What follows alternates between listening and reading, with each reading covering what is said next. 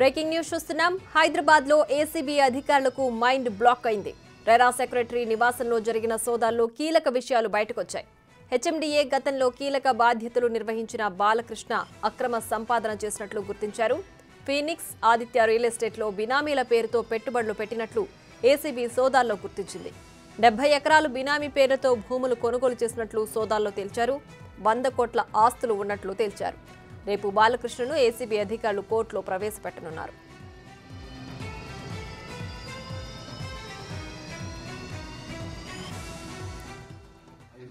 RERA secretary Balakrishna బంధువుల నివాసాల్లోనూ తనిఖీలు కొనసాగుతున్నాయి. 5 కోట్ల రూపాయల విలువైన బంగారు ఆభరణాలు సీజ్ చేశారు. ఏసీబీ అధికారులు అడిగిన ప్రశ్నలకు బాలకృష్ణ సమాధానం చెప్పలేదు. హెచ్ఎండీఏలో ఉన్న సమయంలోనే భారీగా ఆస్తులు కూడబెట్టినట్లు అనుమానిస్తున్నారు. గత 5 ఏళ్లలో బాలకృష్ణపై తీవ్ర అవినీతి ఆరోపణలొచ్చాయి. అప్పటి ప్రభుత్వంలోని కీలక వ్యక్తులకు సన్నిహితంగా మెలిగిన అధికారి ఆదాయానికి మించిన ఆస్తులు కూడబెట్టారు. ఇంకా బ్యాంకు లాకర్లను కూడా అధికారులు తనిఖీ చేస్తున్నారు.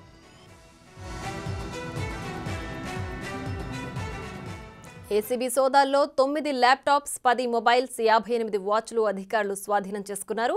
111 జీవోను అడ్డుపెట్టుకుని భారీగా డబ్బు, ఆస్తులు వెనకేసినట్లు ఆరోపణలొచ్చాయి. బాలకృష్ణ తన సర్వీస్లో ఇప్పటి వరకు 500 కోట్లు సంపాదించినట్లు అనుమానిస్తున్నారు. కేటీఆర్ ఫామ్ హౌస్కు అనుమతి వెనుక బాలకృష్ణ ప్రమేయం ఉన్నట్లు అనుమానాలు. రేపు కోర్టులో రెరా సెక్రటరీని ప్రొడ్యూస్ చేస్తామని ఏసీబీ అధికారి చెప్పారు.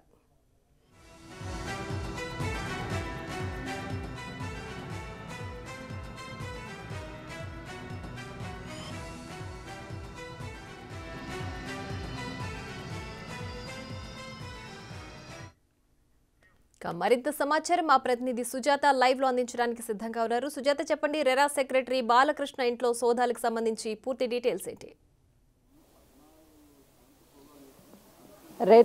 రెరా సెక్రటరీగా పనిచేస్తున్నటువంటి బాలకృష్ణ ఇంట్లో సోదాలు కొనసాగుతూనే ఉన్నాయి. ఇప్పటికీ కీలకంగా అయితే మాత్రము 2 కేజీలకు పైగానే బంగారం స్వాధీనం చేసుకోవడంతో పాటు ప్రభుత్వ పరంగా ఆస్తుల విలువ అయితే మాత్రము 40 కోట్లకు పైగానే గుర్తించారు. దాంతోపాటు ఫీనిక్స్ సంస్థ ఆదిత్య రియల్ ఎస్టేట్లో బినామీల పేర్లతో పెట్టుబడులు పెట్టినట్లుగా కూడా గుర్తించారు. దీనికి సంబంధించి అందులో ఉన్నటువంటి బాలకృష్ణ బినాములు సత్యమూర్తి కోసం అయితే మాత్రము గాలింపు చర్యలు చేపట్టారు. రేపు మధ్యాహ్నం బాలకృష్ణను కోర్టులో ప్రవేశపెడతామని ఇప్పటికే ఏసీబీ అధికారులు చెప్పారు. దీనికి సంబంధించి పూర్తి స్థాయిలో, ఎందుకంటే కేవలము నెలకి 2-3 లక్షల జీతాలు తీసుకున్నటువంటి సెక్రటరీగా పనిచేసేటువంటి వ్యక్తి ఇన్ని కోట్ల ఆస్తి ఏ విధంగా సంపాదించగలిగాడు? గతంలో హెచ్ఎండిఏలో డైరెక్టర్గా పనిచేసినటువంటి ఈ వ్యక్తి హెచ్ఎండిలో అప్పుడు ఉన్నటువంటి కమిషనర్గా పనిచేసినటువంటి అరవింద్ కుమార్ ఏమైనా సపోర్ట్ చేశారా అన్న దాని మీద కూడా పూర్తి స్థాయిలో ఆరా తీస్తున్నారు. దాంతోపాటు అప్పుడు బీఆర్ఎస్ పార్టీలో అటు మంత్రిగా కొనసాగుతున్నటువంటి పురపాలక సంఘ కేటీఆర్కి సంబంధించి కూడా అత్యంత సన్నిహితంగా ఉండేది కాబట్టి అటు 111 జీవోని అడ్డు పెట్టుకొని అదేవిధంగా కాంగ్రెస్ పార్టీలో ఉన్నటువంటి అప్పుడు రేవంత్ రెడ్డి కూడా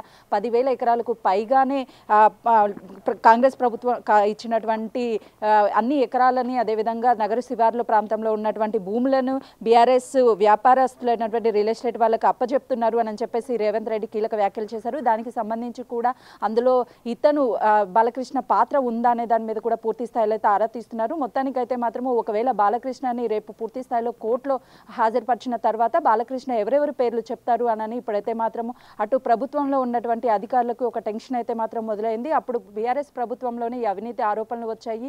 ఆ టైంలోనే దాదాపు 10 సంవత్సరాల పాటు బీఆర్ఎస్ ప్రభుత్వం ఉంది. పురపాలక సంఘానికి సంబంధించినటువంటి మంత్రిగా కేటీఆర్ బాధ్యతలు స్వీకరించిన టైంలోనే ఈ అవినీతి ఆరోపణలు జరగడము, అదేవిధంగా ఇలాంటి పురపాలక శాఖలో ఇలాంటి అవినీతులు కేవలము చిన్న స్థాయి అధికారులు మాత్రమే చేయగలరా అనే దాని మీద కూడా చర్చనీయాంశంగా మారింది. మొత్తానికైతే మాత్రము కేసుకి సంబంధించి ఎవరెవరికి ఏసీబీ ఫర్దర్ గా మూవ్ ఆన్ చేయబోతుందన్న దాని పేరు అయితే మాత్రము ఒక టెన్షన్ వాతావరణం నెలకొంది.